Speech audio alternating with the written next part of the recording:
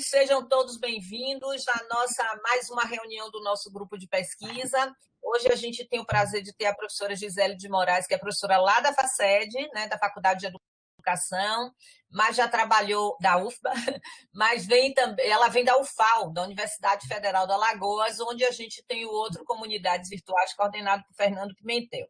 Então, Gisele é pesquisadora da área de literatura infantil, mas articulando e com a mediação dos dispositivos móveis, da cultura digital. Aí eu quero super agradecer a Gisele por ter disponibilizado esse tempo para estar aqui com a gente. Para a gente tem sido muito importante, porque o grupo tem ampliado esse diálogo com outros pesquisadores que dialogam com o que a gente faz, ou que vai além do que a gente faz, né? E isso tem sido muito rico. Então, eu queria agradecer de coração o seu tempo e disponibilidade e dizer que estou muito feliz de você estar aqui, seja muito bem-vinda. E você com a palavra, se você puder, inclusive, falar um pouco mais sobre você, assim, ampliando para o pessoal conhecer, eu lhe agradeço. Obrigada, Lin. Gente, bom dia. Obrigada pelo convite, Lin. É um prazer estar aqui. Tenho muita vontade sempre de me aproximar desse grupo. A vida corrida que não permite que a gente adicione mais uma atividade, né? Mas é um desejo permanente de me aproximar do trabalho de Lin, enfim. Então, para mim é uma alegria estar aqui, poder dialogar com vocês, poder aprender também. Eu sou da Faculdade de Educação, então isso já diz mais ou menos do lugar de onde eu estou falando, né? Como educadora, como preocupada com a formação de professores, e no meu caso eu pesquiso em especial a formação de leitores pela via da literatura infantil. É um trabalho que eu já faço há muitos anos, desde antes da universidade, então minha relação com a literatura infantil vem de longa data. E no mestrado e no doutorado eu pesquisei a literatura infantil e no doutorado eu fui pesquisar em especial a literatura infantil digital. Então, antes de qualquer coisa, dizer que é daí que eu estou falando, né? Eu não sou das tecnologias, minha especialidade não é também a área de games, porque eu sei que é muito, mas dialoga muito com esse campo. Vocês vão ver ao longo da minha fala que a gente vai dialogar muito com esse campo. Dizer que eu pensei numa apresentação assim, mais mesmo de apresentar o campo da literatura infantil digital, desde o ponto de vista da pesquisa, para chegar na minha pesquisa. Talvez eu não tenha tempo de aprofundar na minha pesquisa lá no final, mas eu vou tentar trazer alguma coisa. A minha ideia foi trazer um pouco o panorama da literatura infantil digital, o que problemáticas estão envolvidas nesse campo, quem que está envolvido com essas pesquisas. Então, eu trouxe mais uma fala nesse sentido. Depois, nas perguntas, vocês podem aprofundar. Queria dizer que é extremamente incômodo, desconfortável falar para o computador sem olhar vocês, porque eu estou aqui com meus slides na tela. Estou doida para acabar isso para poder olhar para todo mundo, mas, enfim, vamos adiante. Qualquer coisa, então, vocês me interrompem. Como eu não estou vendo ninguém, Lin, se puder dar sinal de vida de vez em quando, porque as pessoas estão me escutando, eu agradeço, porque é bem estranho falar assim. Isso é um sofrimento, né? Para todos nós. Mas eu vou estar aqui acompanhando o caso, mas eu acho que a sua apresentação a voz está ótima, está fluida e está sem problema, não é isso, pessoal? Alguém está tendo problema de escutar? Dá um retorno rápido aí. Se ninguém tiver com problema, tudo ok. Então, vamos lá. Pode seguir, Gisele. Então, eu queria falar já, assim, de como é que a literatura infantil entra no meu interesse de pesquisa e como é que trajetória que ela vem fazendo no sentido da pesquisa, né? A literatura infantil digital. Então, em 2014, eu entrei em contato com a tese da Célia Turion, que é essa moça que está aí, que tá aí nos slides, que é uma pesquisadora da Espanha, que fazia pesquisa no Gretel, que é um grupo de estudos lá da Universidade Autônoma de Barcelona, e ela faz o que, dentro do campo, é considerada a primeira tese de doutorado específica sobre literatura infantil digital no campo internacional, que é essa tese em que ela vai estudar as narrativas infantis e juvenis digitais na perspectiva do que as novas formas oferecem ao leitor literário. Então, esse é um marco dentro da pesquisa, que é a pesquisa da Célia Tourion. Ela tem bastante artigo publicado no Brasil, então, se vocês quiserem ler, tem muita coisa dela publicada aqui. E uma das contribuições da Célia foi um pouco fazer uma espécie de classificação, de descrição da literatura infantil digital, o que era, como é que se apresentava. E uma das marcas dela foi deixar essa classificação aqui, essa tipologia, né? Dizer assim, a literatura infantil digital são obras que utilizam os recursos do meio digital, que não podem ser reproduzidas no papel, porque elas necessitam desses recursos do meio digital, e que elas se apresentam em 4 formas básicas, que é o audiolivro, que é digital, a gente não pode negar, embora seja só áudio. A narrativa multimídia, que é multimodal, interativa ou participativa, ela até gosta mais ela fala um pouco desse termo interatividade, que está gasto e tal. E linear, que é uma narrativa linear, como a que a gente já conhece. A narrativa hipermídia, que ela é multimodal, trabalha com diferentes modos semióticos, som, imagem movimento, cor, né? Enfim. É interativa e multilinear. E a narrativa multiplataforma, que é a narrativa transmídia, que combina diferentes mídias. Então, uma que começa num site e vai para uma rede social, e vai para o papel, e vai para enfim, outra mídia, que é até bem comum ver livros infantis em que usam também o celular, que está dentro desse campo da narrativa transmídia ou multiplataforma. Uma outra pesquisadora de destaque nesse campo é a Junko Yokota, que é uma já nipo-americana, né, norte-americana, que é professora da Universidade National Louis University, ela foi pesquisar, foi uma das primeiras a pesquisar literatura infantil digital, e ela vai fazer uma descrição de como que o livro ilustrado, que é o objeto maior de pesquisa dela, ela pesquisa aqueles livros em que a ilustração tem grande relevância na narrativa, que é muito característico da literatura infantil, como é que essas obras vão migrando para o digital. Então, ela vai fazer um pouco a gênese da literatura digital.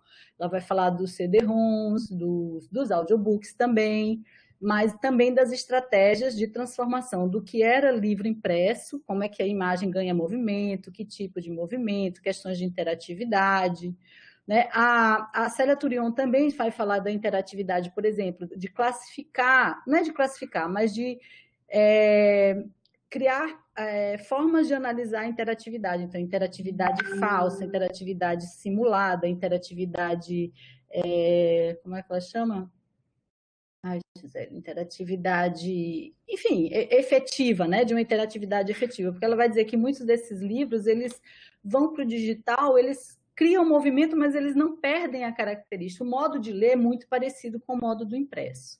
Então, a Gênese tem vários tons de cinza entre o impresso e o digital. Do e-book, que é esse livro que é só digitalizado, mas ele mantém todas as características do impresso, até a literatura digital propriamente dita, que vai utilizar as potencialidades dos dispositivos digitais e que não pode ser reproduzida no papel de jeito nenhum, porque ela requer, enfim, as tecnologias multimídias, que reproduzem som, imagem, movimento, que permitem a participação do leitor por meio da interatividade, da multilinearidade.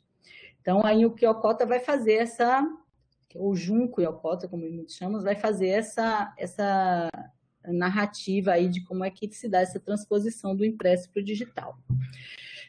A minha relação é muito próxima com esse grupo de pesquisa aí, que é o Gretel, que é o grupo de estudos em pesquisa em literatura infantil e juvenil e educação literária da Universidade Autônoma de Barcelona. A professora Ana Maria Margalho, que está aí do lado esquerdo, foi minha co-orientadora de doutorado e vai ser minha orientadora do pós-doutorado.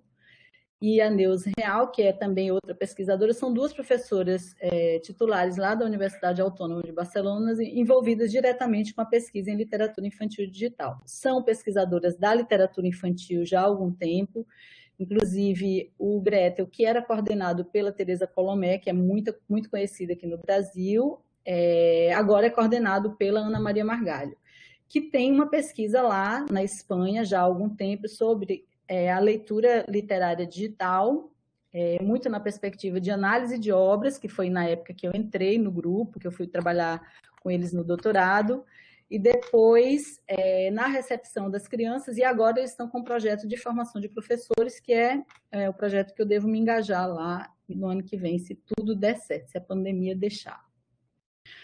Esse aí é o Lucas Ramada Prieto, que é um pesquisador também originário do Gretel, desse mesmo grupo de pesquisa, e que vai fazer uma tese de doutorado em 2016, que tem tido uma repercussão muito grande no meio em relação às discussões sobre literatura infantil digital. E o Lucas, ele é muito irreverente e é muito, enfim, um pesquisador muito sério, mas ele é muito irreverente, e ele começa dizendo, toda vez que a gente chama ele para falar, inclusive ele participou de uma live comigo há pouco tempo, está no YouTube, depois eu passo o endereço.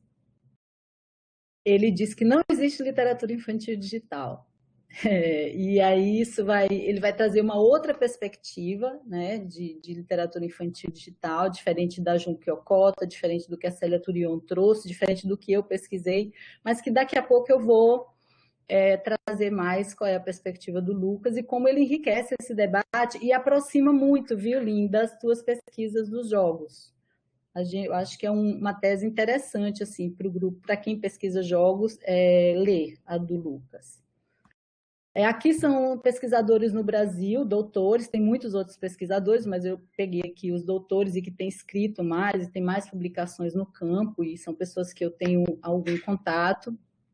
A Aline Frederico, que também fez a primeira pesquisa dela lá no Gretel, ela fez a pesquisa de doutorado dela na Universidade de Cambridge, na Inglaterra, mas ela fez um sanduíche também no Gretel.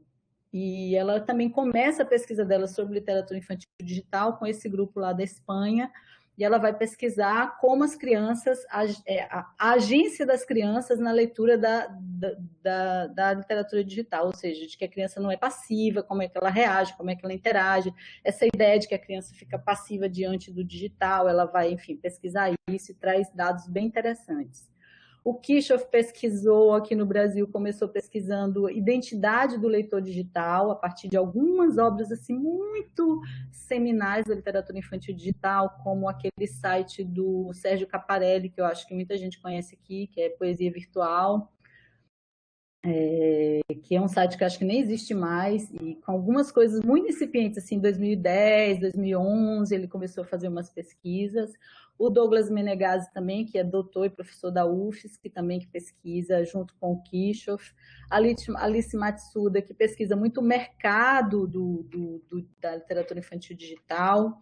A Elizabeth Cardoso, que é a orientadora da Aline também, que pesquisa obras, a narrativa. A Mônica Deise, que pesquisa na UFMG junto com o CEALI, também a leitura digital, relacionada também a processos de formação de professores, ela é da educação, é da Faculdade de Educação, e eu que estou aí nesse grupo e dialogo com eles nesses dois coletivos, que é o coletivo Leitura na Tela, que é um coletivo independente, que estou a Mônica e a Aline, e o grupo de pesquisa sobre literatura infantil digital, que o Kirchhoff construiu e chamou a gente para participar, ainda está no começo, mas a gente tem planos de fazer algumas coisas juntas aí. Então, esses são, no Brasil, eu acho que esses são os pesquisadores assim, que estão dialogando e com outros, tem muita gente que está fazendo doutorado, tem o pessoal da Universidade da Universidade de Coimbra, a Ana Maria Albuquerque Aguilar, a Ana Maria Machado, a Jaqueline Conte também, que está fazendo doutorado lá,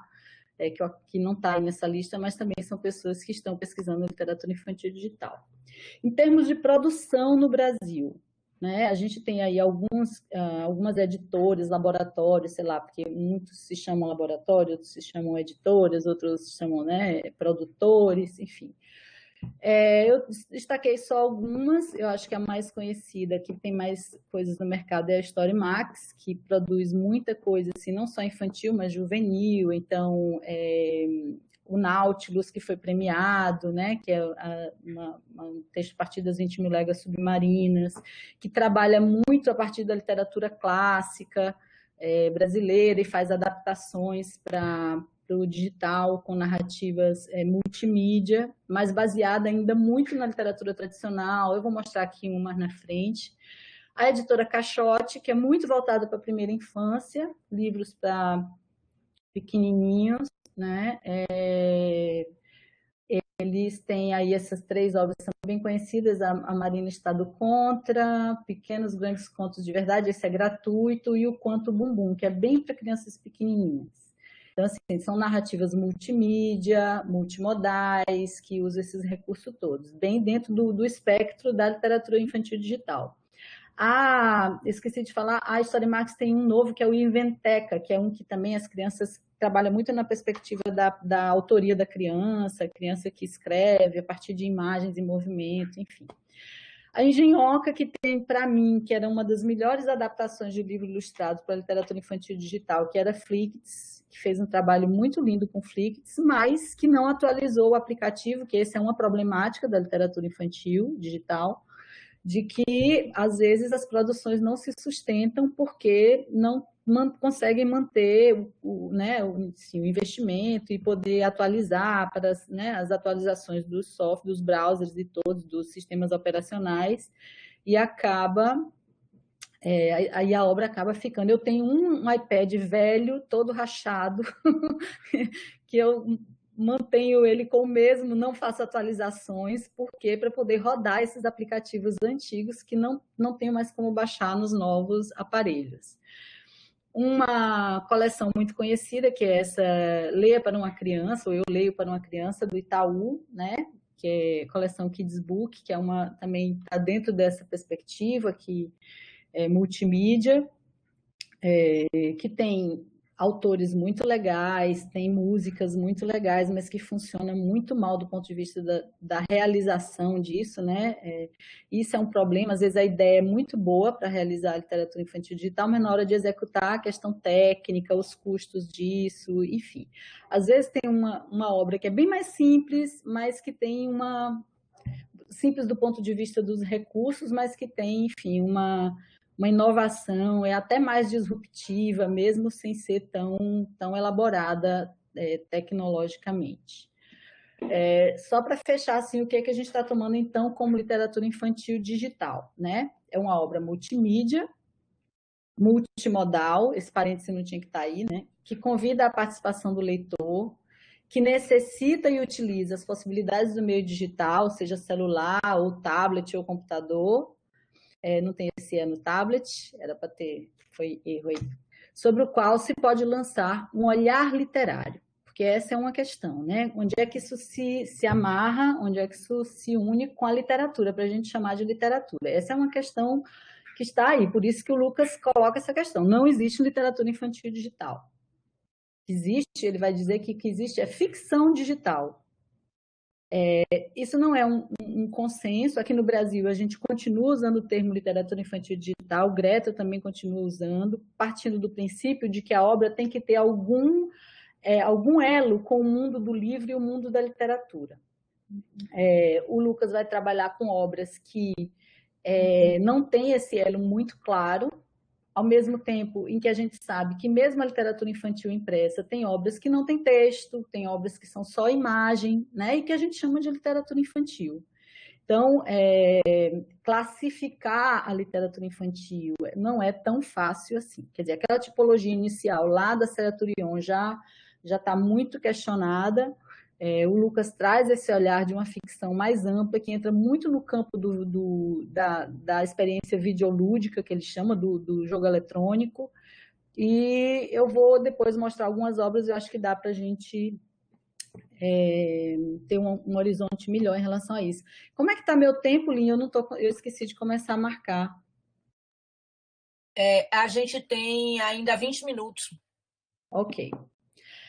Então, quais são as problemáticas que a gente vê agora no campo e que o pessoal está aí, né?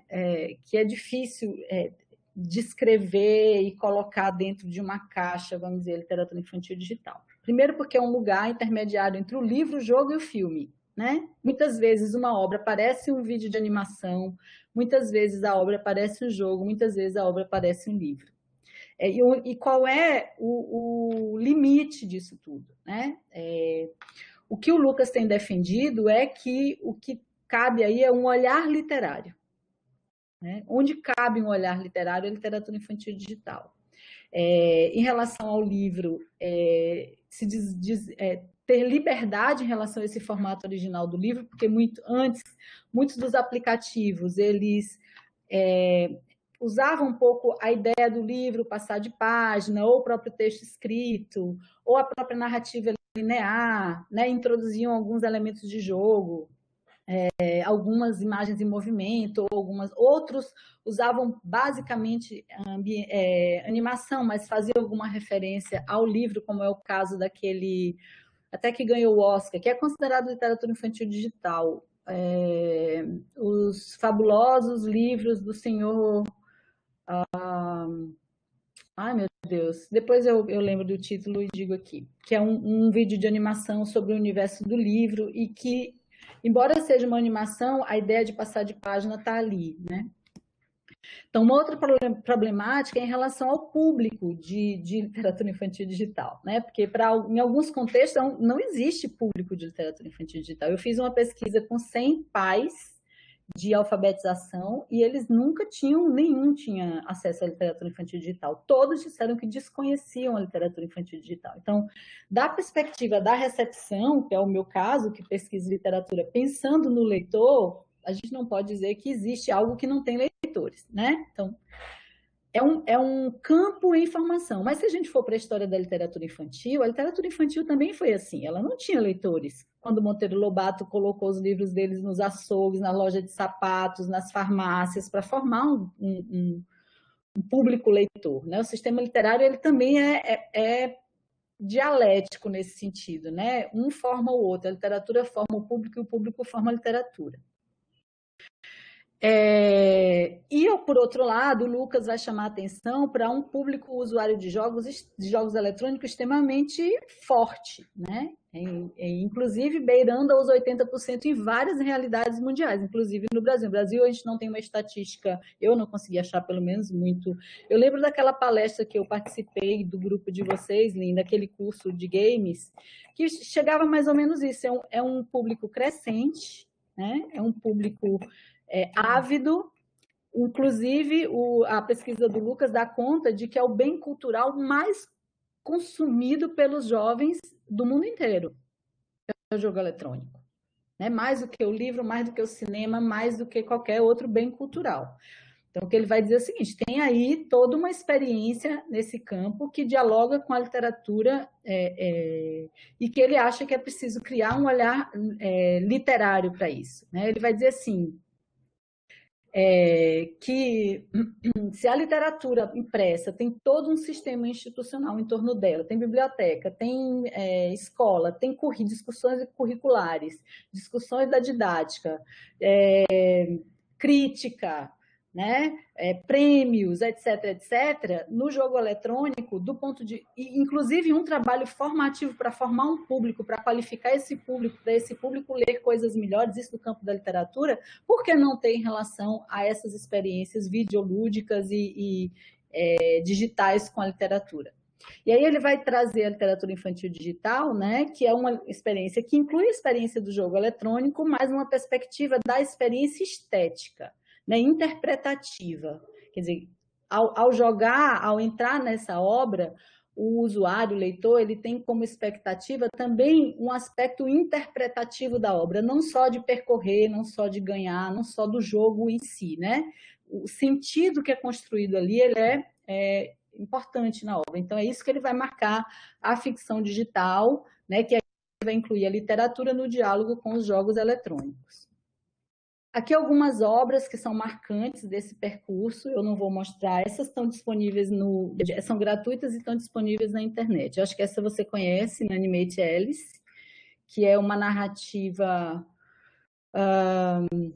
multimídia em que é contada a história de uma menina, são vários episódios, a partir da perspectiva dela, ela vive em vários lugares do mundo, então a experiência dela com os pais, ela mora num lugar afastado, e aí acontecem alguns episódios e você vê em primeira pessoa, ela é narrada em primeira pessoa, você tem a visão da Alice e vai conhecendo a história a partir daquilo, né? Então, tem uma trilha sonora super forte que vai regulando, tem as reações de Alice, os aparelhos que ela manipula, o celular dela aparecem aí como elementos narrativos, que é dentro, para a época, acho que isso aqui foi 2011, 2010, não tenho certeza, foi bem disruptivo, vamos dizer assim, e que teve, eu acho que foi a primeira obra que a gente pode dizer que é de literatura infantil, juvenil, digital, porque ela teve público. Ela teve um sucesso imenso, tanto que está no episódio 7 ou 8, até onde eu vi, e é uma obra que teve público. Então, ela se constitui como obra de literatura digital. Ela não é um mero jogo, embora ela é identificada muitas vezes como jogo, mas é um jogo, vamos dizer assim, que leva o leitor a produzir sentido, a interpretar, a construir significado, né? A partir dessa experiência. Uma outra experiência muito simples, mas que também é considerada uma obra, que é esse jogo do Daniel Merlin Goodbray, que é A Duck Has an Adventure, que é uma história de um pato, como fosse um jogo de percurso, que só é isso, esses quadradinhos e o que ele vai, né? E você vai clicando e vai aparecendo o passo seguinte, e ele você vai fazendo opções de vida para o pato. Então, se ele vai entrar na universidade ou se ele vai casar.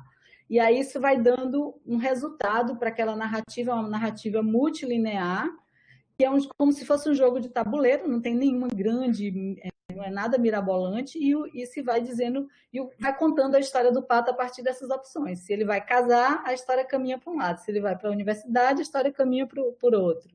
Se ele resolve aceitar o emprego, a história caminha para um lado. Essa história, né? Então, isso é uma narrativa que não se reproduz no papel, que ela é essencialmente digital, embora com recursos bem simples, mas que ficou como um marco também das primeiras obras de literatura infantil digital.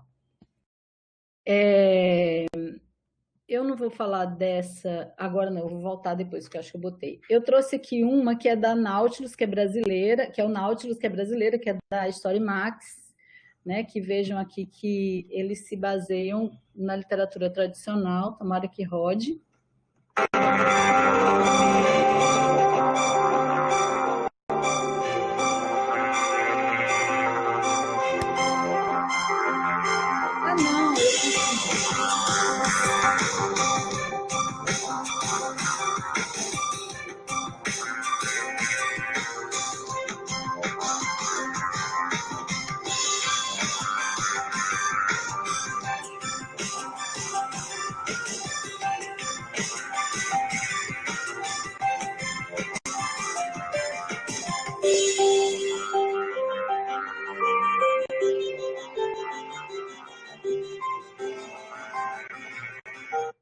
Vocês viram aí que eu errei, né? Esse aí é o Inanimate Alice. Eu fui baixar o vídeo e baixei o vídeo errado. Eu queria botar o do Nautilus, que é da Storymax, que é a história das 20 mil léguas submarinas, enfim, adaptadas para... Não sei se eu salvei em outro lugar, mas enfim, vamos adiante. Aqui é uma outra obra infantil, que é um exemplo de como se aproveita um livro ilustrado e se potencializa essa obra no digital, né? Um livro para crianças, o que eu chamo de livro ilustrado, é um livro em que a ilustração tem um papel muito importante na narrativa, quer dizer, ela não é só para decorar o livro, ela narra, né? O livro é narrado também pela imagem, e nesse caso, esse aqui é o 2, porque o 1 está desatualizado, eu não consegui baixar nesse iPad que eu consigo gravar a tela. Mas é um livro ilustrado em que um daqueles personagens da Vila Sésamo, que é o Grover, ele diz que... Glover. Ele diz que não entre nesse livro porque no final tem um monstro. Então, não passe a página. O jogo do livro é esse, é fazer com que o leitor não passe a página. Isso no livro ilustrado é que tem, né? Tem essa ideia, mas não tem nenhuma grande desafio para passar a página. Aqui, essa ideia ela é bem mais concreta para o leitor, né?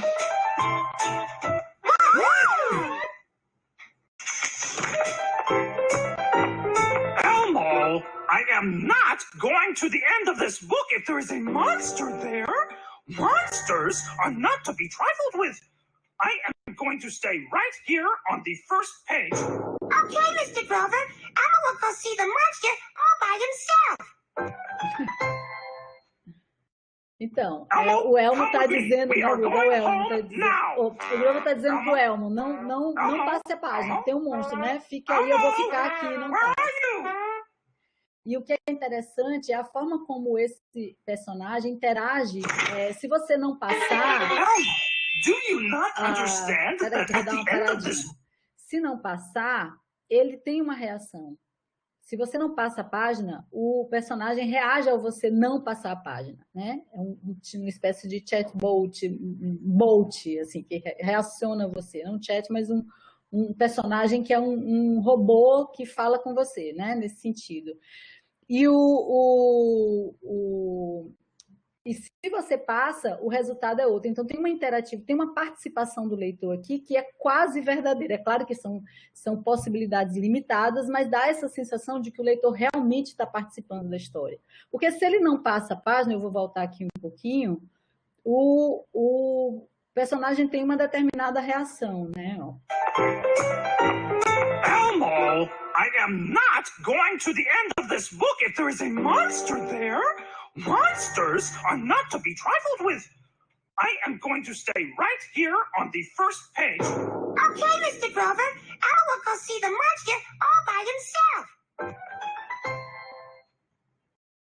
Elmo, come with me. We are going home now. Elmo? Elmo? Elmo? Elmo! Where are you?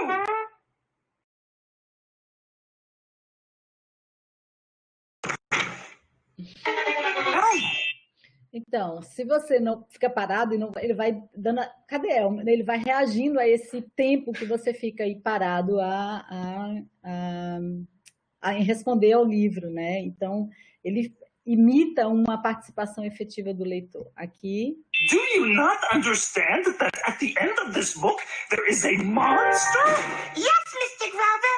Therefore, I am putting these hundreds of paper clips here just to remind you that we are not going to the end of this book. Let those paper clips alone. Whee! All right, no more Mr. Nice Guy.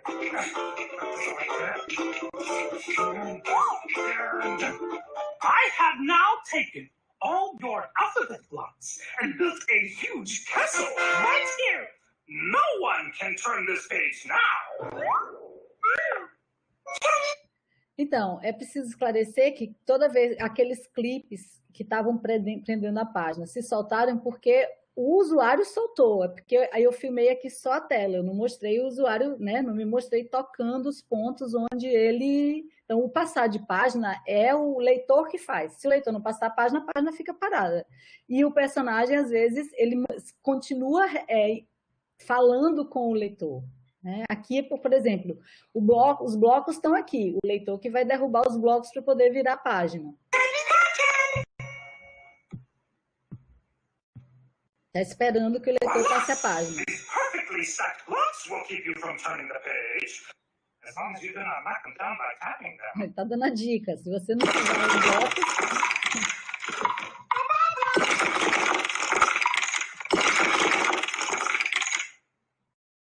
Enough is enough! I, Grover, am gluing this page down so you cannot turn it.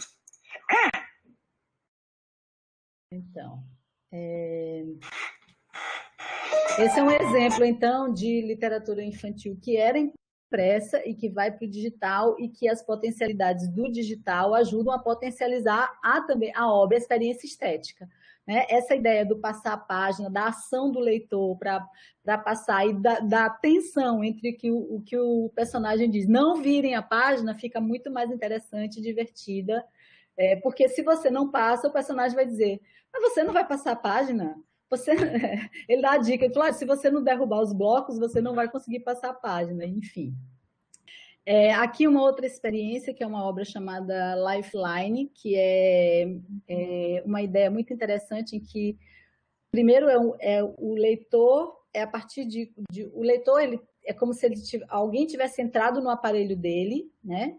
Enfim, feito uma interferência no aparelho dele e começa a falar com ele. E ele descobre que é um astronauta, alguém que está no espaço, que está numa nave espacial, e está em perigo e está pedindo ajuda para ele. E ele tem que reagir, ele tem que conversar com a pessoa para saber o que está acontecendo. Então, eu vou mostrar aqui um pouquinho.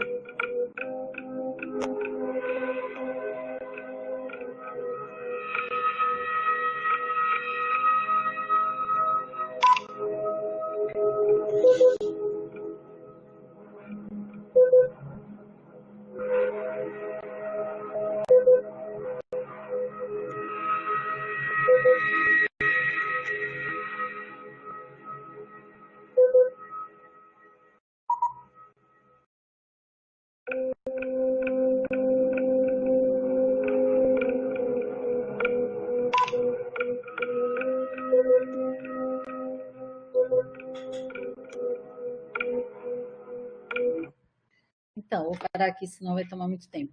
Essa é uma experiência interessante porque a história é contada a partir dessa interação entre o leitor e o personagem, né? Ele vai dizendo, olha, eu estou preso aqui no espaço, eu preciso de ajuda. E o leitor vai perguntando para ele. Tem duas opções de pergunta sempre, é uma multilinearidade limitada, né? No sentido de que, assim, e aí, tem duas perguntas, veja qual a pergunta que você faz. Aí ele pergunta, o que está acontecendo? Aí, eu estava aqui no espaço, todos os meus companheiros saíram da nave, não voltaram, morreram, e eu estou sozinho aqui, não tenho comida, não tenho nada, eu preciso de ajuda. Diz assim, E aí tem a opção, você vai ajudar ou você vai perguntar mais alguma coisa, e aí você vai interagir. Enfim, como é que eu posso te ajudar? E aí a coisa vai. Um detalhe interessante é que é um jogo que acontece ao longo de muito tempo. Então, por exemplo, se você desliga o dispositivo, pode vir uma mensagem para você, tipo, 2 horas depois, vir uma mensagem desse personagem falando com o leitor. Tipo, olha, eu estou aqui, eu estou precisando de ajuda, você está lembrado de mim? Eu estou com fome. Enfim, e tem experiências, que aí é um recurso interessante, que é a exploração do tempo narrativo, como uma experiência estética também, né? Essa ideia de programar uma mensagem que vai chegar para o leitor voltar para a obra e interagir com o personagem.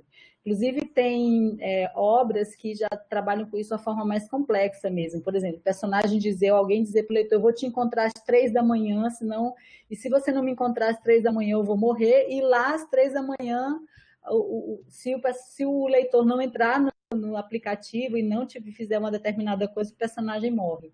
Então, as sofisticações do uso da narrativa no digital, né, para contar uma história. É o que a gente vê nesse caso. Mas também a gente tem visto uma mudança na narrativa, né? A ideia de narrativa muda também com o digital. Obras que a gente coloca no campo do literário, mas que vão trazer novas arquiteturas narrativas, né? Que não tem uma história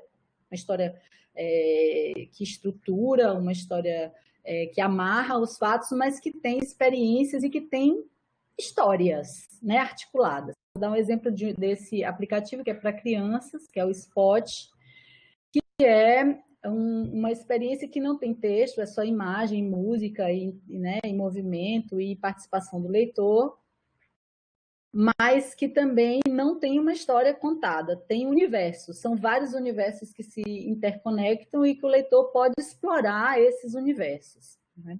Que é um tipo de narrativa que o pessoal tem chamado de cosmicidade, né? Essa forma de narrar.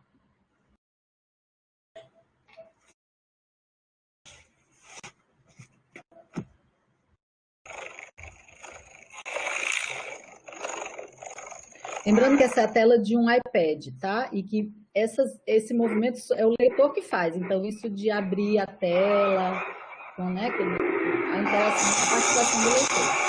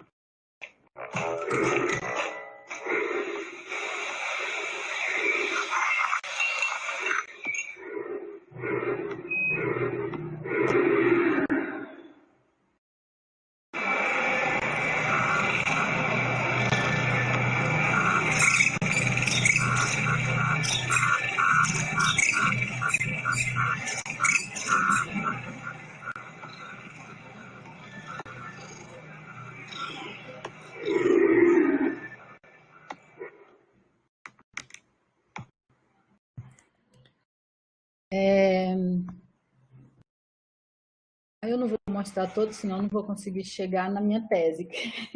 Essa aí, depois, se tiver tempo, eu até mostro.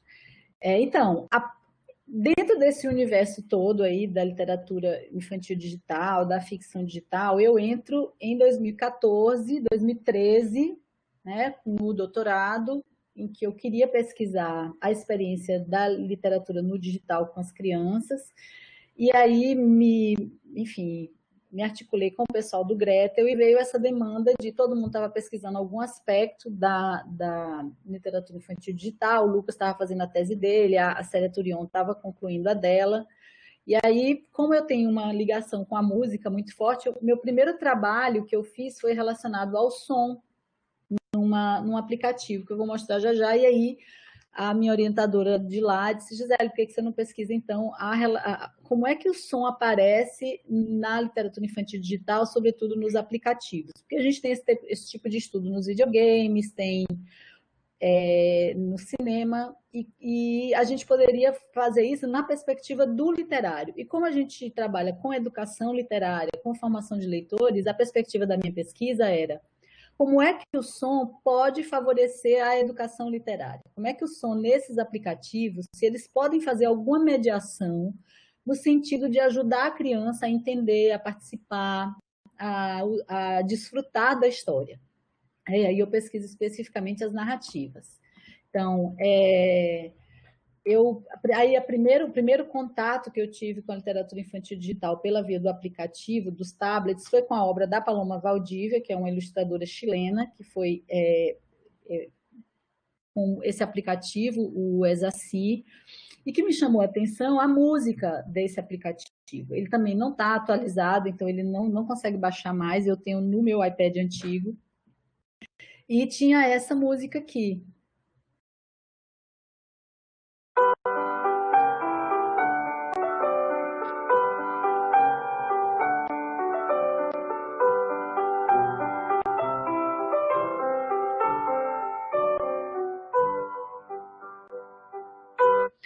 Então, e não é só essa, né? Tinha toda essa obra do Schumann, que é Cenas de Infância, o Kinderszenen, que são vários movimentos, né?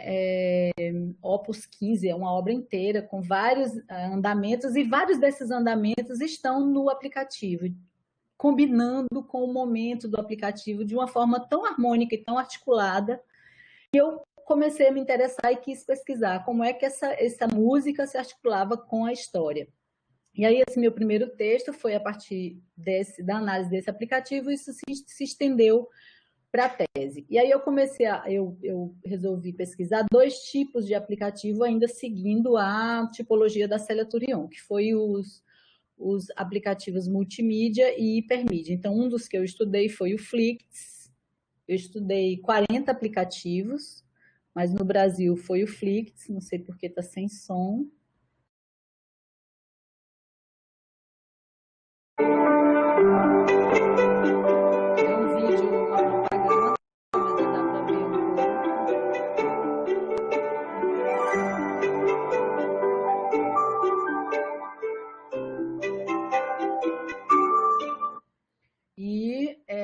esse, por exemplo, que eu recomendo muito as obras, só que são em inglês, né? É da Nosy Crowe, tem vários contos de fadas com uma qualidade técnica e literária muito interessante.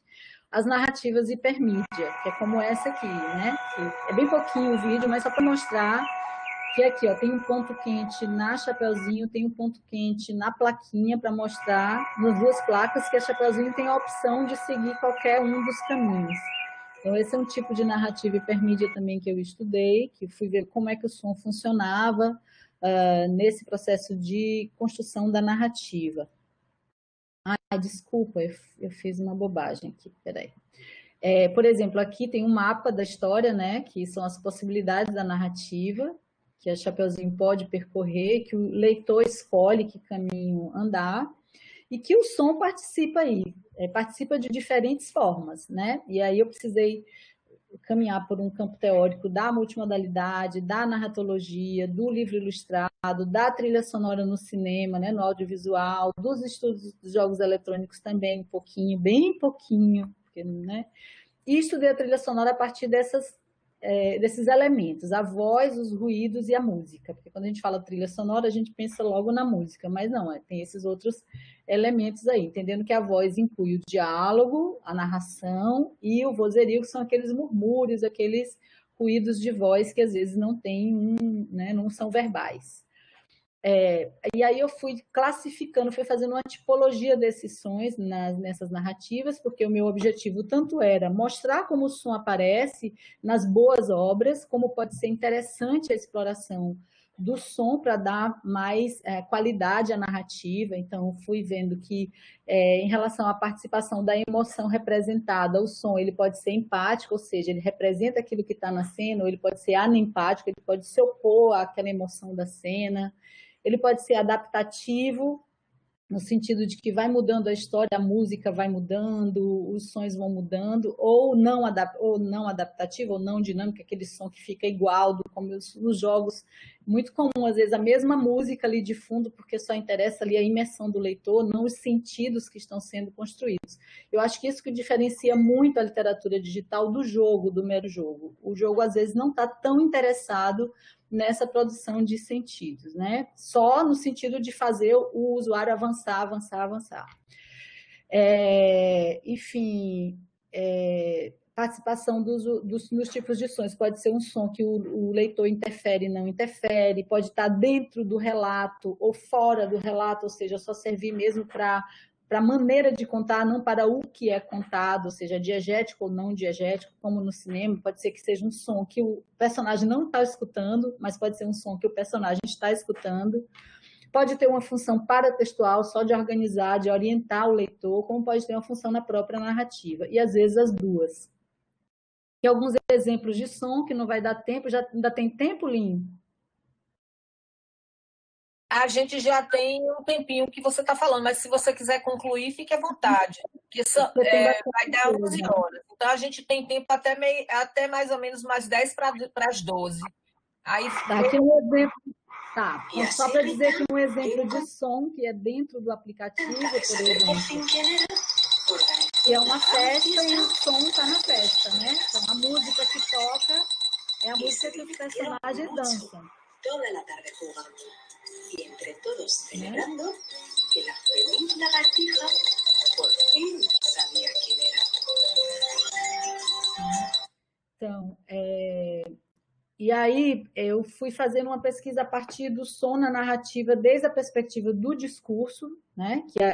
Isso está baseado na narratologia, de como a história é construída, como ela é contada, então como o tempo da história é contado, se é linear, se não é linear, se volta, anda atrás, se não, como é esse narrador, se é um narrador intradiegético, se é um narrador extradiegético, se ele fala dele mesmo, se ele fala dos outros, que tipo de focalização, quem é que está, né, sendo focalizado na história, que tipo de estrutura, e vendo como que o som participava dessas narrativas. Do ponto de vista da história, do que era contado, né, também como era que era o tempo dessa história, como é que a música ajudava, o espaço, os personagens, sons que constroem personagens também, né, que o som ajuda na construção desses personagens, na construção da própria intriga da história, né? E aí eu fui descobrindo coisas, tipo, como é que o som ajuda a dar unidade a uma sequência narrativa, em termos de estrutura, né? Nesse caso eu tinha um aplicativo... Juega con sus amigos.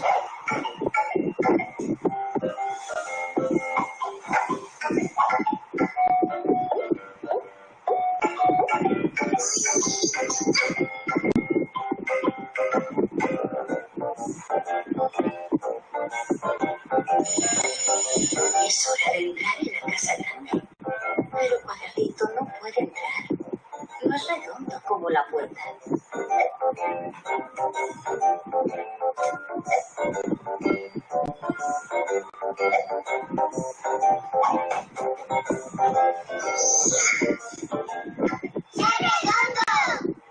Y dicen los redonditos. Cuadradito lo intenta con todas sus fuerzas.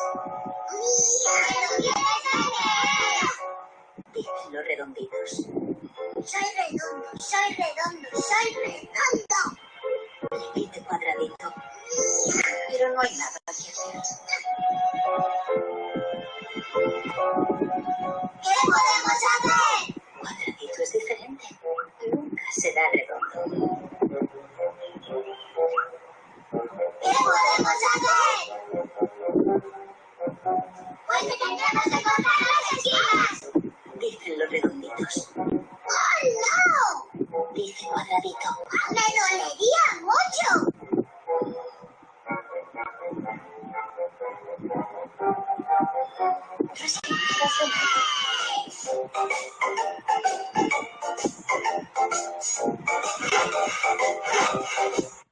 Então, aí é um exemplo de como o som ele estrutura a narrativa, né? Uma música que dá a ideia de estabilidade, uma música que dá a ideia de conflito, e depois volta à estabilidade, que isso é bem a estrutura clássica da narrativa simples, né? E muitas vezes o som também ajuda nas narrativas complexas, estabelecendo espaços narrativos, tempos narrativos, enfim. Relações intertextuais que o som traz, né, como é no caso do aplicativo da Paloma Valdívia, que faz uma relação entre a obra do Schumann e o que é narrado, fazendo relações, às vezes, bem interessantes, bem ricas, que um leitor esperto, né, saca essa relação, enfim, que isso enriquece bastante a narrativa. Relações multimodais, né, como que o som se relaciona com outros elementos, com a imagem, com o texto, se ela reforça o texto, se ele se contrapõe ao texto, se ele complementa o texto. Enfim, eu estudei todas essas relações, né, aqui um caso de analepse da relação com o tempo, em que o som, a música traz a ideia de embora não tenha nada sinalizando isso no texto, a música traz uma ideia de passado, de que a personagem rememora o passado, né, de que tem uma analepse aí na história. Um flashback, vamos dizer assim, que essa musiquinha da caixa de música, junto com essas imagens, trazem a ideia de flashback. A ideia de como os ruídos e a música e os sons ajudam a construir um personagem. Né? Aqui no caso de personagens infantis, que a voz traz, mas também o barulhinho de plástico, de borracha dos personagens, que ajudam também as crianças a não sentirem medo pelo personagem. É um recurso muito comum nos desenhos animados, né? Cuadradito juega con sus amigos.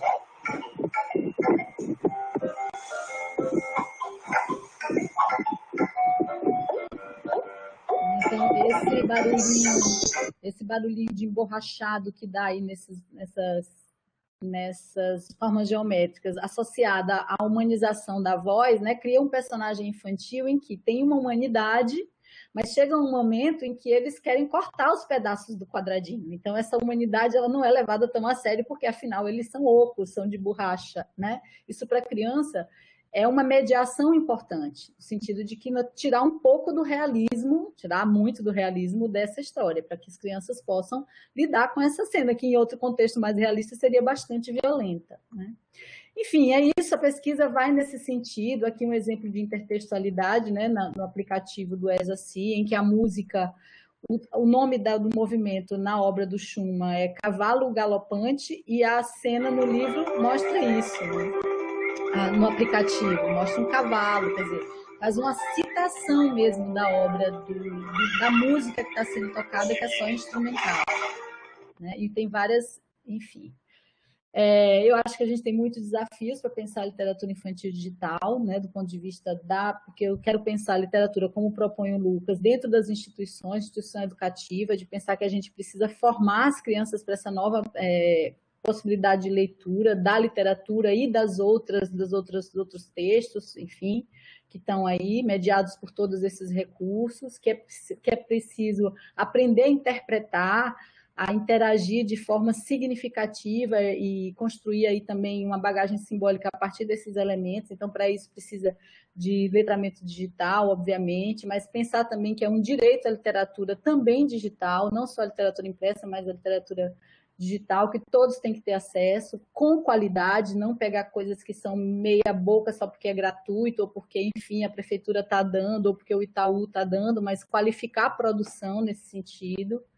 Né? Pensar numa mediação, porque a gente tende a pensar em digital sem mediação, e a literatura digital requer, assim como a literatura impressa, uma mediação dos pais, dos professores, da escola, para enriquecer esse universo, para qualificar a leitura, em democratização da tecnologia, que as pessoas possam ter direito acesso aos dispositivos, aos aplicativos, a comprar coisas de qualidade, e resistir a esses oligopólios que muitas vezes, né, trazem só baseado em algoritmos e não formam uma autonomia para a seleção, tá ali aquilo antecipando o gosto, enfim, uma série de desafios que a gente tem nesse campo, e eu encerro minha fala aqui. Gisele, muito obrigada, foi ótimo te ouvir, e foi interessante porque a gente às vezes não tem a dimensão de quantas linguagens estão envolvidas quando a gente planeja desenvolver, por exemplo, um livro digital, um app-book, né, um e-book, até chegar ao jogo. Então, e é interessante, assim, muitas vezes da sua fala, né, ficou explícito, essa interlocução, inclusive, com a linguagem dos games mesmo. Né?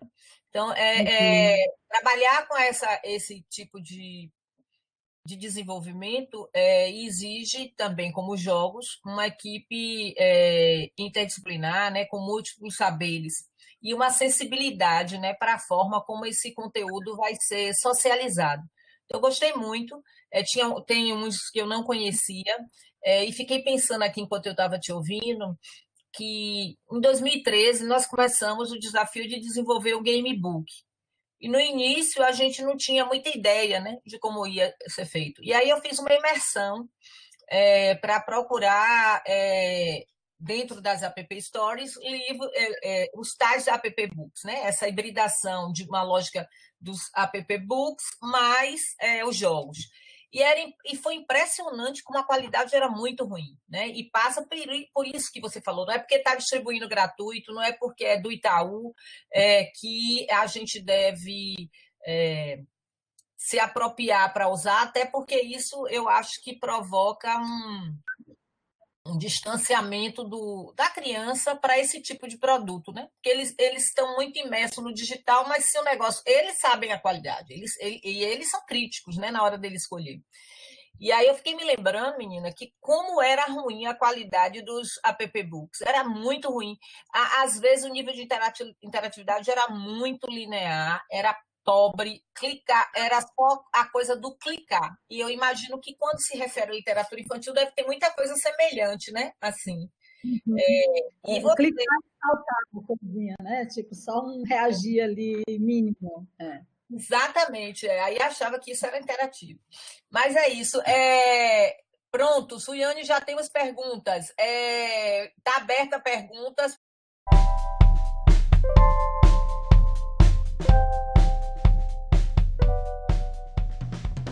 Suiane é professora da UNEB, ela é coordenadora do Comunidades Virtuais lá, ela faz essa interface entre games e saúde, e ela participou do projeto do desenvolvimento de um jogo que eles estavam fazendo com financiamento da CAPES, um dos últimos editais.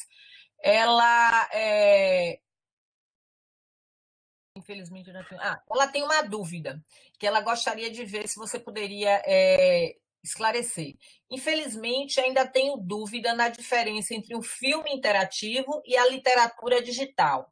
Não ficou claro para mim. ela solicita se você poderia, Gisele, fazer essa diferenciação entre o que seria classificado como filme interativo e o que seria classificado como literatura infantil.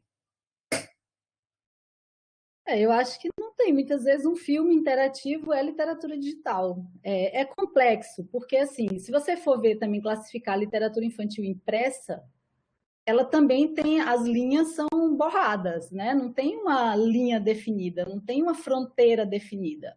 Essas fronteiras são borradas. Tem uma hora que sai da literatura, chega no não ficção, tem muito, né? O que é narrativo, o que é poesia, o que é literatura infantil, o que é literatura adulta, o que é literatura, o que é não literatura. Essas fronteiras são bastante borradas. Então, tem muito mais um olhar para aquilo como um objeto literário ou não.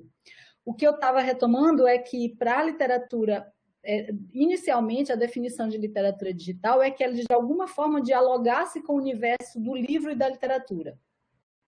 Seja pelo formato do passar de página, seja pelo universo que ela evoca, os personagens, seja pela forma narrativa, seja por combinar o texto escrito. Mas, por exemplo, a literatura infantil impressa, tem muitas delas que não tem texto escrito, que só tem texto imagético, e é literatura, né? E é considerado literatura infantil.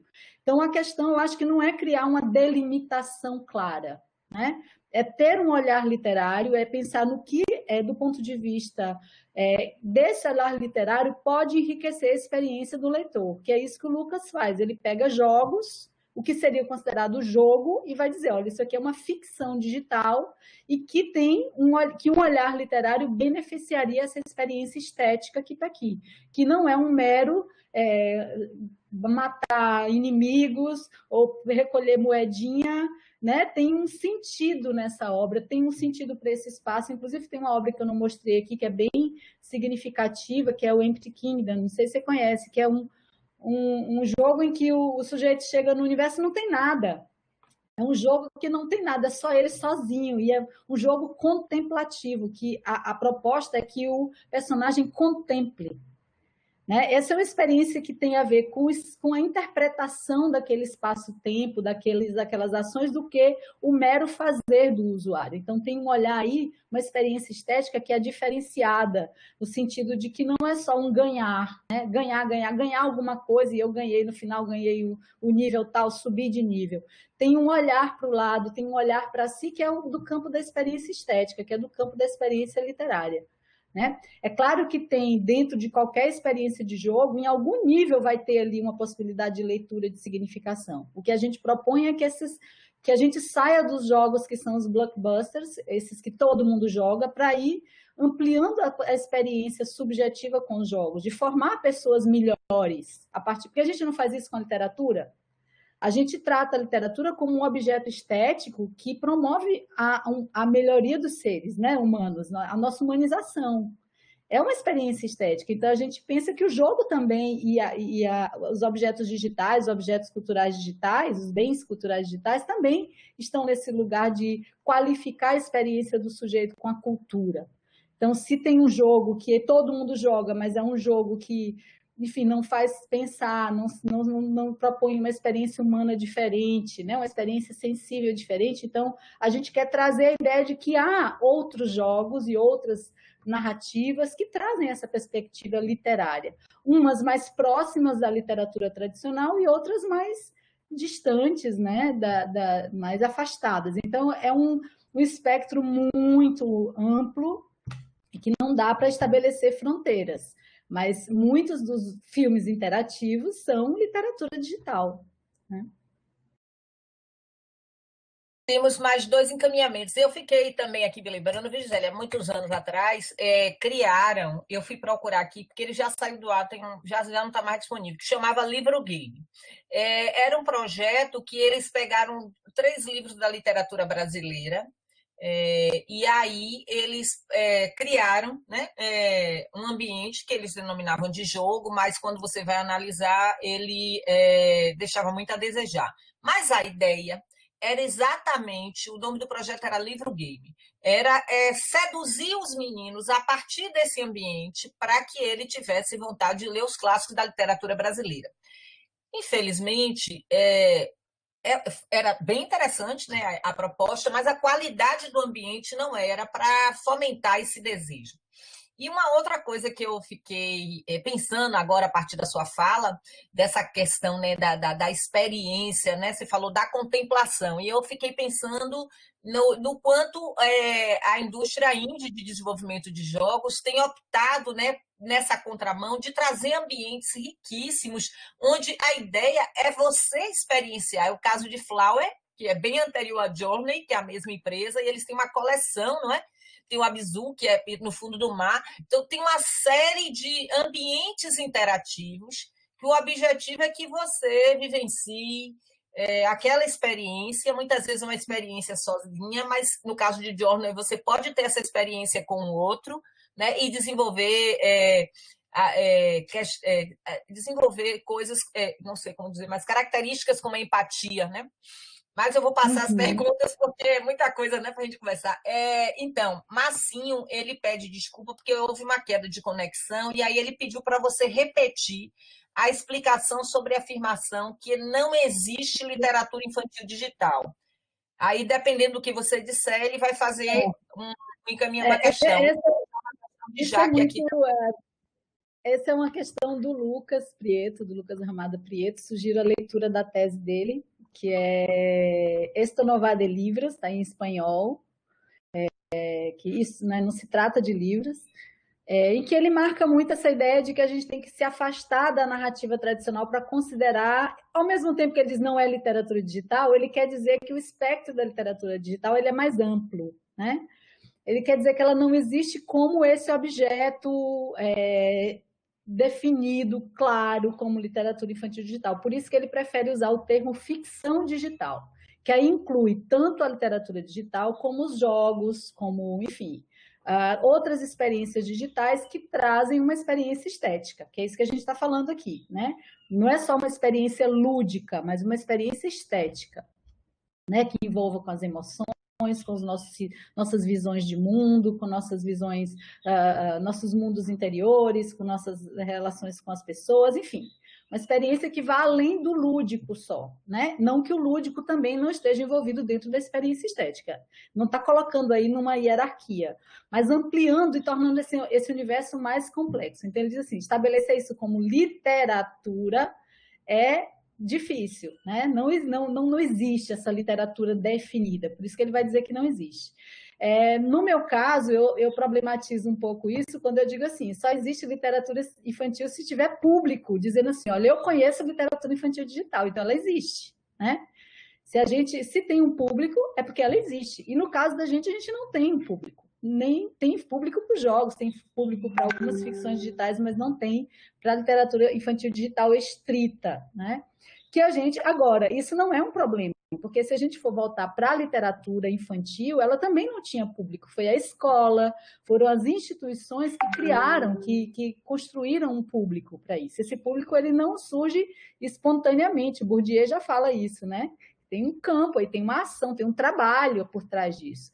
E o que a gente faz como educador e como pesquisador da área é organizar esse campo, estimular, incentivar, fomentar a criação de um campo que pense a experiência digital por essa via da literatura, da experiência estética de qualidade, que não esteja, que a criança não esteja submetida a essa lógica do algoritmo, a ficar na internet indiscriminadamente, sem mediação, não é demonizar o digital, é qualificar a experiência com o digital. Espero ter esclarecido. Massinho, você me esclareceu enquanto eu vou passar a questão de Jaque. Jaqueline ele pergunta se você tem informações de ações ou projetos para a formação inicial continuada para professores de educação infantil, especificamente os pedagogos nessa área de literatura digital. Não, o meu projeto de pós-doutorado é esse, ir fazer um trabalho lá com Gretel, na Espanha, porque eles vão fazer um processo de formação de professores lá, que eles já começaram, e eu quero ir lá para fazer uma etnopesquisa, fazer com eles, para depois trazer uma proposta aqui, só que lá eles vão trabalhar com ensino médio, e aqui eu quero trabalhar com os anos iniciais e com a educação infantil. Mas a gente tem um desafio aí que são as obras em português. A gente tem muito poucas obras em português, né? E aí é complicado, mas já tem um grupo que está produzindo, começando. É uma produção cara, então não é fácil, né? As boas obras, as grandes obras internacionais são caríssimas, porque envolvem uma equipe sonora de programadores, de designers, enfim. Né, o design da obra digital ele é complexo e multidisciplinar, então não é uma obra barata, mas a gente sabe que é uma questão de tempo, inclusive dos jogos eletrônicos ganharem uma institucionalidade também, porque eu concordo com o Lucas, a gente precisa também trazer o jogo como experiência estética para a escola, como experiência cultural, não só como gamificação, porque muitas vezes, quando a gente pensa em jogo escola, a gente pensa como ajudar a aprender algum conteúdo escolar, né? Gamificar para que eles aprendam melhor, ou fazer jogos pedagógicos, enfim. O que a gente propõe é um olhar para esse objeto cultural como um objeto importante na vida dos jovens, que atua na construção de uma subjetividade que as instituições, sobretudo a escola como instituição educativa, tem que dialogar com essa experiência. Descobrir que potencialidades estéticas tem ali, que tipo de formação humana está acontecendo dentro desses jogos, incorporar, qualificar, em vez de demonizar, né? Os jogos vão contra a leitura, os jogos vão contra isso ou contra aquilo, é incorporar isso ao trabalho educativo no sentido de que tem uma experiência aí, que outras experiências a gente pode oferecer, diversificar essa experiência, não ficar sempre no mais do mesmo, né? Porque é o que acontece. Eles ficam sempre nos mesmos jogos, então tem 4, 5 jogos que tem bilhões de jogadores e outros que não tem nenhum, então fica sempre a mesma experiência. E tem uma subjetividade sendo construída nessa mediação simbólica que é o jogo eletrônico, né? Os jogos eletrônicos, enfim. Temos mais uma questão aqui de Pedro, que ele disse que adorou a sua proposta e ele se sente muito envolvido com as questões relativas ao som. Ele também é músico e é físico, e é professor da UFS. Entretanto, ele percebe que o projeto passa por questões complexas que não são mediadas unicamente sonoras, né? Não é só mediação sonora.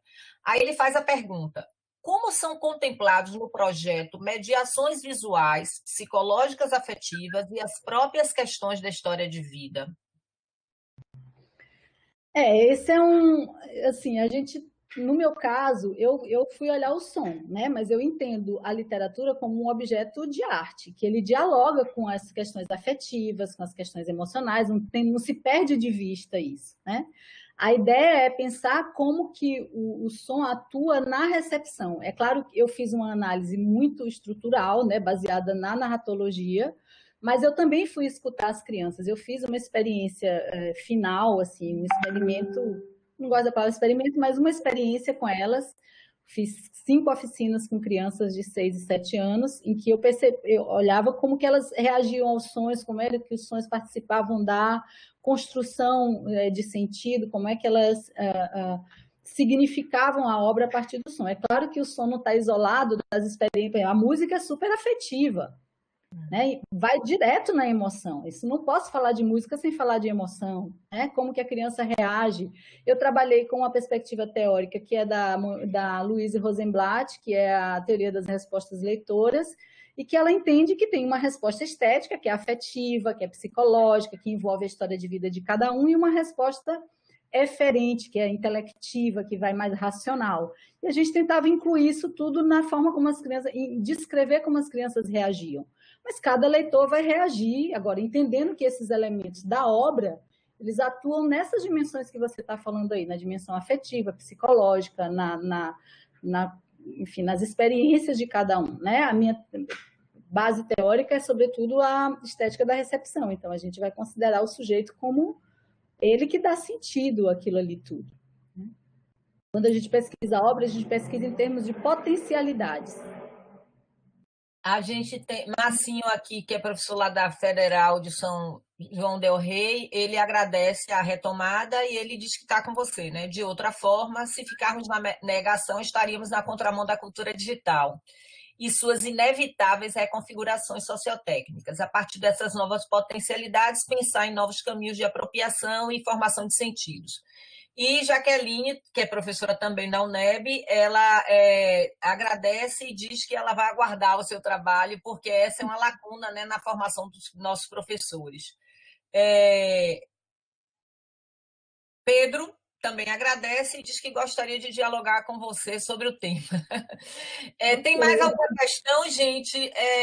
A professora Gisele, depois ela pode passar o contato do grupo de pesquisa dela e o contato para vocês visitarem. Ela realiza lives no Instagram, aí ela vai fazer um convite para vocês. Enquanto estão digitando aqui, Gisele, eu estava aqui procurando o nome de uma empresa espanhola, que na época que eu estava fazendo o projeto do Gamebook com os meninos, que a gente aí emergiu em várias coisas, né? Foi para Borges, foi para o Júlio Cortázar com o Jogo da Meralinha, para vários filmes, Corra, Lola, Corra, Amores Possíveis, Smoke No Smoke, uma série de coisas para pensar esse rompimento da narrativa não linear. E aí eu descobri uma empresa, ela é espanhola, mas ela produz em 5 línguas. Chama-se Play Creative. Ela tem os produtos de todos que eu analisei, foram produtos assim realmente de qualidade, no que se refere tanto a app books como a jogos. Então, assim, eu gostei muito do que eu analisei. Depois dá uma olhadinha, que vale a pena. Tem alguns gratuitos que eu baixei, eles têm para... Eu também uso o sistema operacional iOS, mas eles devem ter para Android. E achei o nome do jogo que eu te falei, daquele projeto que é de 2013, né? Que foi... Eles lançaram o livro Memórias de um Sargento de Milícia e Dom Casmurro. Foram 3 livros. Esses 2 foi o que eu consegui localizar aqui. Mas aí não deu certo, quer dizer, terminou sendo descontinuado e não conseguiu atingir o objetivo, né? Então, eu tenho que não é mais perguntas, vou passar para a professora Gisele aqui falar. Não, é só dizer assim, que eu entendo que não é fácil fazer isso, né? Porque o primeiro equívoco é achar que se pode transpor uma experiência para o outro espaço. A experiência do digital não é a mesma experiência do impresso, não adianta que você não vai conseguir recuperar, é uma outra obra, é uma outra experiência que vai acrescentar, mas que não vai substituir. E também não significa que você lendo no digital, você vai querer ir para o impresso, porque os desafios são outros. Né? Ler um texto longo, somente verbal, com uma linguagem difícil, é muito diferente de participar de um jogo interativo. Para uns, o interativo vai ser mais fácil, para outros, o verbal vai ser mais fácil. Então, a ideia de que um vai substituir ou que um vai conduzir ao outro o que eu gosto de uma ideia que o Lucas traz e que a Teresa Colomé também traz, que é de um ecossistema cultural. Um dialoga com o outro, né? Mas é preciso que todos eles estejam presentes na vida da gente para a gente enriquecer esse ecossistema, que um alimenta o outro. Então, se eu tenho uma experiência do digital, eu posso entender de uma forma mais complexa certas obras impressas. Se eu tenho a experiência do jogo de amarelinha, eu posso interagir de um outro jeito com... né? Então, assim, é um ecossistema, é um polissistema cultural, não é uma coisa que vai servir a outra e tem uma hierarquia aí de experiências, não tem, né? Acho que a gente tem que tirar isso do nosso horizonte para poder lidar com essas possibilidades. Tem mais uma questão, mas foi bom você dizer isso, porque as pessoas pensam que basta fazer a transposição, mas cada linguagem tem a sua especificidade. E aí, eu, apesar de ser uma pessoa que trabalha com tecnologia, que adoro aplicativos, amo de paixão, tive muita dificuldade de fazer a transição da leitura dos livros, dos livros convencionais que eu amo, adoro, para os e-books, por várias questões. Mas eu tive que fazer porque eu já estava me sentindo em relação aos meus colegas atrasado nesse aspecto, porque hoje em dia a gente recebe as dissertações, né, os projetos, as teses, tudo no digital. E você tem que aprender a se apropriar dessa nova lógica, porque... embora seja o mesmo texto, ler em outro formato, interagir com outro suporte é diferente. E aí tem uma pergunta de Zil que tem a ver com isso, que ela é Zileide, ela é professora da rede, é membro também do GEC e é membro aqui do Comunidades. Ela disse que gostou muito da sua apresentação, E aí ela faz a pergunta: a digitalização dos clássicos em PDF pode ser considerado literatura infantil digital? Aí ela continua: professores da educação básica fazem essa transposição, não é? E aí ela pergunta ainda: a interatividade caracteriza essa lógica na literatura digital? Deu para entender? Deu, acho que deu. Não, um livro digitalizado em PDF não é literatura digital, é literatura digitalizada, mas não é digital, né? No sentido de que ela não é nativa digitalmente, né? A obra não nasceu para o digital, ela não foi pensada para usar os recursos do digital, o som, a imagem em movimento, a interatividade, que é um dos elementos, né? Fundamentais da experiência digital, que é a participação do leitor, em menor grau, em mais grau, né, em grau mais profundo, mas ela sempre está aí. Então, a interatividade faz parte, sim, da literatura digital, né? Embora essa palavra interatividade ela é complicada, porque às vezes outras coisas que não são digitais também têm interatividade, então a participação do leitor, né? Esse convite à atuação do leitor e uma resposta do texto à atuação do leitor, ela é parte da literatura digital, não da literatura digitalizada. Mas eu concordo com o Lin, que mesmo a literatura digitalizada, quando ela é transposta do papel para o dispositivo digital, a experiência já é outra, a forma de ler já é outra, o corpo é outro, o nível de concentração é outro. Eu acho um absurdo que se compare assim, o que é mais eficiente. A gente ainda não aprendeu a ler mesmo no digital, né? Acho que precisa de muito mais experiência para a gente lidar com esse novo ambiente, para a gente poder chegar ao nível de concentração. Enfim, tem gente que se concentra mais, tem gente que menos, mas que não. A gente tem que entender que a nossa cultura leitora foi construída, né, a partir do impresso ao longo de séculos aí que está aí, né? E que o digital é bem mais recente, que a gente que ainda está em transformação o tempo inteiro, toda hora tem uma novidade. Então, a gente está aprendendo ainda a lidar, e que não é a mesma coisa. Mesmo quando se digitaliza, a obra impressa não é a mesma coisa, é diferente. Ainda mais para as crianças, que tem a coisa da materialidade, do morder, do deixar cair, do livro que ela entra embaixo, do brincar de passar página, do amor tátil pelo livro, como diz o Caetano, né? Então, tem toda uma relação aí que não se transpõe. Eu acredito que futuramente a gente vai ficar também assim, apaixonada pelo cheiro dos tablets, dos Kindles, Então, se não tiver mais nenhuma pergunta, eu tenho uma para provocar e fechar o nosso encontro. Mais alguém quer perguntar, gente? Enquanto vocês se decidem aí se vêm, eu vou fazer a pergunta que não, a pergunta da moda, Gisele. Considerando que, por exemplo, o próprio Kindle, o dispositivo da Saraiva, os diferentes leitores, né? Eles hoje já fazem um mapeamento de todas as nossas interações, né? Aí a pergunta que não quer calar, que é da ordem do dia, a datificação desse leitor, né? Se você sabe alguém que está estudando isso, se você já começou a se interessar por esse assunto, porque mapeia tudo, né? Então, vai mapear o estilo desse leitor. E até que ponto mapear esse estilo é bom, até que ponto a gente não vai estar muito vulnerável.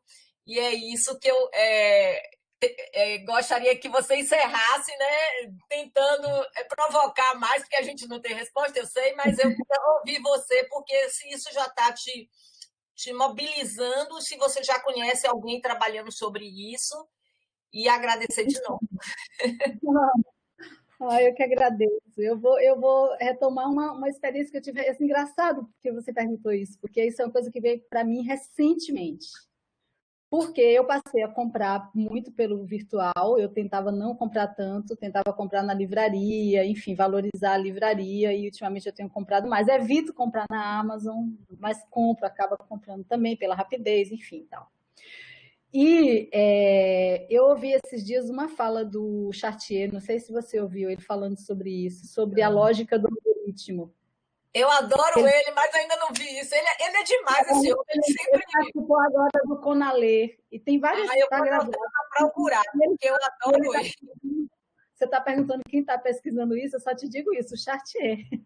Porque ele está falando à frente do tempo dele, né? Eu sou apaixonada.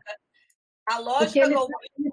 o algoritmo é isso, de que não tem tempo para o vazio, não tem tempo para falta, né? E assim, ele diz assim, o que a gente, a vivência que a gente tinha de se perder nas estantes de uma livraria, de se perder nas estantes da biblioteca, de errar ao achar um livro, de conhecer por um acaso que tinha ali, etc, etc, etc, né? De toda essa experiência que está sendo negada para a gente. E ele vai dizer assim, que essa lógica algorítmica faz com que a gente leia tudo muito rápido, a gente consome aquilo, está tão fácil, é tanta coisa que vem, porque vem uma oferta absurda, e a gente tende a ler com muita rapidez e depois leva isso para outras formas de leitura que não deveríamos, né? Por exemplo, na hora que for estudar, não consegue mais, porque quer fazer essa leitura que faz nas redes sociais, que faz na... Né? A gente está usando uma prática, que é uma prática que deveria ser excepcional para ser a prática cotidiana de leitura da gente. Né? Então, tira aí ele fala de um prejuízo. Eu, pessoalmente, eu concordo com tudo que o Chartier fala, mas eu entendo que, por exemplo, eu vou dar um exemplo do site da Amazon, né? Que eu estava procurando poesia para ler. Eu não sou uma grande leitora de poesia, eu leio muito narrativa, eu sempre fui muito da narrativa, mas ultimamente, não sei, tenho gostado de ler poesia. Falei, quero comprar mais livro de poesia. E fui na Amazon e cliquei numa poeta que eu sabia que era boa, porque tinha um poema que eu gostava muito, e a partir dos algoritmos, do que veio para mim, né? Tipo, pessoas que pesquisaram esse livro também pesquisaram esse, porque ali tem uma mediação humana. Eu acho legal esse algoritmo que diz assim, ó, outros leitores pesquisaram esse aqui. Então, eu penso, outros leitores que gostam dela devem gostar de poesia boa também, né? E aí, nisso, eu descobri o Manuel Antônio Pina, que eu estou apaixonada, que se não fosse esse algoritmo que chegou para mim, eu não conheceria o Manuel Antônio Pina. Então, como se fosse uma interlocução, né? Eu acho também assim, porque às vezes você eu acho isso legal, porque às vezes você amplia a sua busca e amplia o número de referências sobre aquele tema. Isso aí é legal, eu também acho. Eu gosto quando tem uma mediação humana, no sentido assim, de que é uma comunidade de leitores. Outros leitores que buscaram ir, não foi um algoritmo que pegou pelo tema, pelas palavras-chave, como acontece no Facebook. Mas ali foi uma mediação do outro leitor que esteve, né? O algoritmo facilitou esse contato. Tipo, outros leitores compraram isso e vão comprar que compraram isso aqui. Aí eu gosto. Eu não gosto quando é aleatório, assim, chega um monte de coisa porque viram uma palavra, porque eu falei alguma coisa, porque tem isso, né? Da tal das portas de fundo lá, que eu escuto o que a gente está falando, de não sei o quê. Isso é horrível. Mas eu acho que tem uma possibilidade aí de mediação também desses algoritmos que, agora, claro, muitas vezes eu não escolho aquilo que vem para mim, né? Tem aquilo, mas eu também tenho uma capacidade de selecionar que foi construída analogicamente. Na minha relação com outras pessoas, a capacidade de selecionar, de saber o que eu gosto, o que eu não gosto. Tem a minha própria identidade leitora, que eu conheço, que eu sei o que eu gosto, isso eu não estou recebendo. Tem uma agência, né? Tem um agenciamento nosso também nisso. Não é passivo, né? Então, Márcio, que é uma questão boa para mim também, pensar. Márcio já colocou aqui o link do texto de Roger Chartier. Mas essa discussão sobre... Eu sou apaixonada por ler. Eu adoro e adoro o livro. Eu realmente tenho muita dificuldade de mudar, né? Do impresso para o digital. O apego, que é aquilo que você falou, né? A forma de você escrever ali, de botar, tudo bem. Outro dia eu estava numa banca e Nelson falou, Linda, por que você não usa, minha filha? Tem uma canetinha para corrigir na tablet, mas ainda o meu não tem, que o meu é antigo. Mas a partir dessa provocação de Nelson, eu quis mudar. Mas não dá para traduzir, gente. Eu comprei alguns livros de um tema que me interessa agora e adoro ficar escrevendo, anotando. Mas é isso, essa discussão sobre literatura é riquíssima e acho que a gente tem um grande desafio, não é? De despertar esse desejo das nossas crianças e adolescentes para o universo da leitura, porque é o que você falou. Eles jogam muito Fortnite, Minecraft, se você ouve eles repetem o que você falou, eles repetem aquele título, aquele gênero ali, porque ele joga compulsivamente, se torna expert naquilo, mas na hora que você faz uma provocação, mesmo que seja um livro digital, ele tem uma resistência por conta da questão da leitura. Então, nós todos, né, na universidade, na educação básica, temos esse desafio. de despertar no outro o desejo de ler. E eu imagino que o seu trabalho tenha sido extremamente prazeroso, porque para alguém que gosta de ler, que gosta de narrativa, de histórias e de contar história, fazer um trabalho desse, né? E escutar os sujeitos, que é muito legal como eles contam para a gente as coisas, né? Então, eu queria te parabenizar pelo trabalho. Fiquei assim, apaixonada e fiquei pensando em várias coisas. Tem mais uma questão aqui. Aqui é uma doação que o Matheus está fazendo, depois eu falo. Então é isso. Obrigada, Gisele. Sinta-se à vontade para vir sempre no nosso grupo. Se você quiser dar um recadinho, convidando para o pessoal participar, que eu sei que vocês estão organizando uma série de lives, né? Leila me falou, participar das suas atividades, porque você viu que um monte de gente aqui ficou apaixonado, né? Todo mundo se interessou pelo seu tema tão sedutor. E aí, antes de passar a fala para vocês, vou só dizer o que o Matheus está falando, que ele está doando 60 gibis da Turma da Mônica. E a maioria de nós aprendeu a ler, quer dizer, graças ao meu pai, que me deu as revistas em quadrinhos, né? Que eu sou da geração um pouquinho anterior à Mônica, porque era do Pato Donald, da Disney, depois a Mônica. Então, tem um papel importante, né, na vida da maioria dos leitores. E ele está fazendo aqui uma doação. Então, quem se interessar, fala direto com o Matheus. Então, estou passando a fala para você fazer o encerramento. Mais uma vez, eu e o grupo Comunidades Virtuais agradecemos demais a sua disponibilidade, o seu interesse e compartilhar com a gente um tema tão sedutor e tão rico e que tensiona o que nós fazemos, né?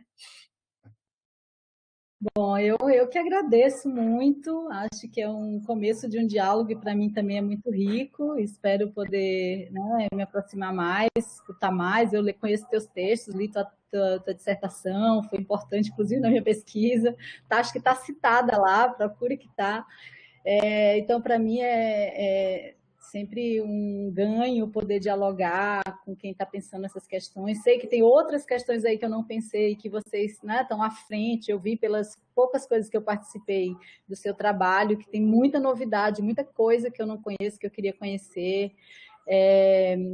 Dizer que sim, a gente tem feito. Eu sou coordenadora de um projeto de extensão que chama Narrativas Literárias, Multimodalidade e Mediações, que envolve do impresso ao digital. A gente não fica só no digital, a questão é essa articulação mesmo de imagem, texto, música, o que interessa para a gente é isso. Mas está ainda no começo, é um grupo que tem 1 ano só de vida e a pandemia também já trouxe aí alguns desafios. E uma forma de enfrentar esses desafios da pandemia foi fazer essas lives.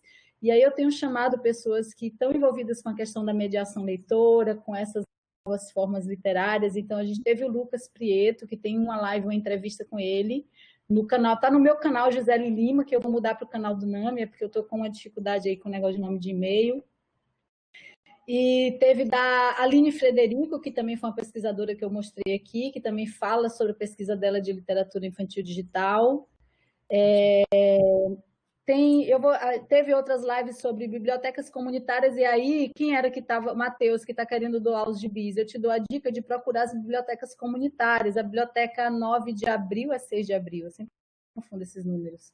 9 de abril, a biblioteca Clementina de Jesus, que fica na comunidade. Depois, se você me manda um e-mail, eu te mando até o endereço e o contato da Solange, que é a gestora da biblioteca, que quer sim doações ali, adorar receber esses gibis. Então, tem muitas bibliotecas comunitárias aí que iam adorar receber esses gibis e que tem... Tá, vou te mandar o e-mail. Vou copiar aqui, ó. Isso, já tem aí até o canal já aí na coisa, né? Já coloquei o canal, gente, já estou seguindo aqui, Gisele, façam mesmo. Vou botar aqui, guardar esse e-mail aqui. É isso, a gente tem essas ações aí na rede. Vai ter também uma live que aí não é vinculada ao meu grupo de extensão, mas é um núcleo de que Leila faz parte, que é o NEPES, que é em 15 de setembro, que é com a Cristina Correiro, que é também outra pesquisadora da Espanha, mas que agora está na França, na Universidade de Nantes, e que ela pesquisa literatura infantil digital para a primeiríssima infância. Que também é uma pessoa... Ela vai falar de literatura para a primeira infância de um modo geral, mas ela vai falar também do digital, porque ela tem muita experiência com isso. Então, se vocês quiserem assistir, vai ser no canal do NEPES, dia 15 de novembro. E agora, no dia 18 de agosto, a gente vai ter uma live com as pessoas da literatura infantil, que é a professora Elizabeth Azim, professora Mônica Menezes, da UFBA da Letras, eu e a Sônia Medrano, que é da Comunidade Educativa SEDAC, e que a gente vai falar sobre o livro como mediador, a materialidade do livro como mediador da leitura. O que é porque eu acho que isso também vai, de alguma forma, para o digital, é pensar a materialidade, a linha, a capa, a cor, a costura, as dobras, os recortes, na leitura. Então, acho que pode ser uma temática bem interessante para pensar quem está interessado em pensar literatura multimodal. É isso, todos os meus convites. E tem um canal para quem quiser emergir nessa discussão, né, Gisele? Eu tenho um canal, eu tenho uma página no Instagram, que é Nami UFBA, Nami N-A-M-M-E, com 2 M's e E, que está lá, eu coloco bastante coisas relacionadas às ações do Leitura na Tela, que são os vídeos que a gente fez sobre mitos da literatura digital. Tem uma página no Facebook que é Mediadores de Leitura, que também é uma página vinculada ao NAMI. Então, tem todos esses canais aí para a gente conversar. Beleza, muito obrigada.